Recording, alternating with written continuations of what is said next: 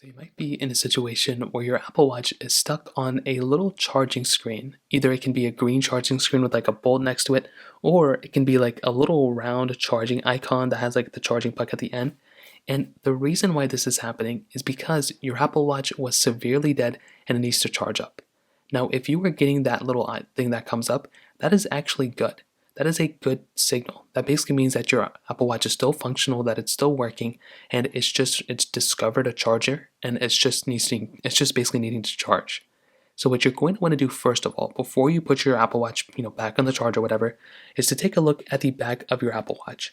So take a good close look at it, and all you're going to want to do is make sure that the back of this Apple Watch is completely clean.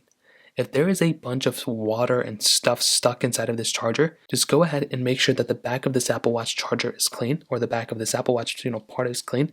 But also, and this is very important, to make sure that your Apple Watch, the charger itself, is connected to a pretty strong outlet.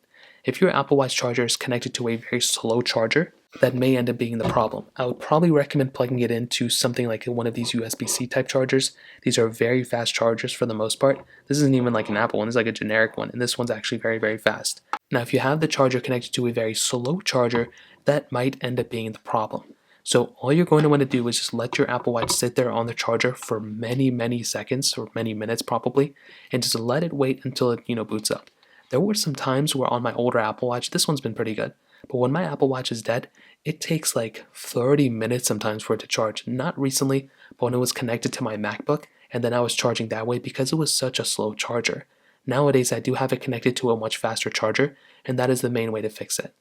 Now, after maybe 20 minutes, 10 minutes, if it's still like that, then what you're going to want to do is hold down the side button right here. So just go and hold down the side button until it boots up, and that might end up fixing the problem. You might be able to get it to just like kickstart on, but typically all you're going to want to do is just let it sit there on a charger, make sure it's connected to a fast charger, make sure the charger is working, and then it'll eventually boot up. So you just have to kind of give it a little bit of time. So that kind of covers it up. That's pretty much what I did. If you have any other thoughts or questions, let me know in the comment section below.